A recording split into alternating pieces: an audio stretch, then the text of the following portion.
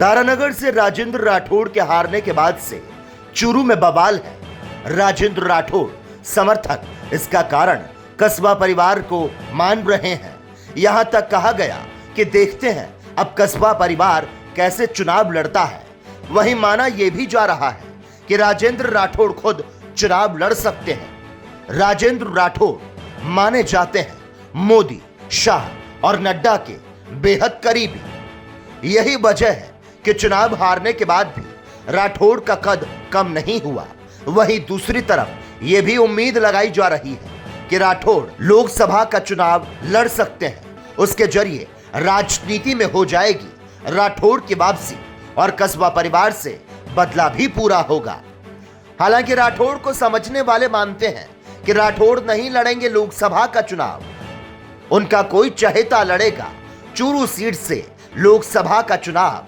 वहीं माना जा रहा है कि 4 से 5 विधायकों को लड़ाया जा सकता है लोकसभा का चुनाव। उन्हीं में से किसी एक सीट से राजेंद्र राठौड़ को लड़ाया जा सकता है विधानसभा का उपचुनाव, जिसके जरिए राजेंद्र राठौड़ की कराई जाएगी विधानसभा में एंट्री। वहीं दूसरा तबका चाहता है कि अब बाबोसा लोकसभा ही चले जाएं तो अच्छा है।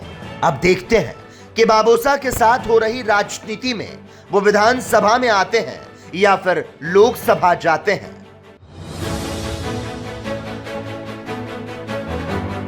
तारानगर से राजेंद्र राठौड़ के हारने के बाद से चूरू में बवाल है। राजेंद्र राठौड़ समर्थक इसका कारण कस्बा परिवार को मान रहे हैं।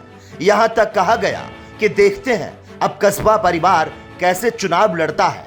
वहीं माना यह भी जा रहा है कि राजेंद्र राठौड़ खुद चुनाव लड़ सकते हैं।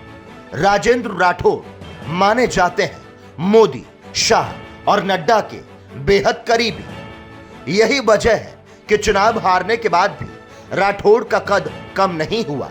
वहीं दूसरी तरफ यह भी उम्मीद लगाई जा रही है कि राठौड़ लोकसभा का चुनाव लड़ सकते हैं। उसके जरिए राजनीति में हो जाएगी राठौड़ की वापसी और कस्बा परिवार से बदला भी पूरा होगा।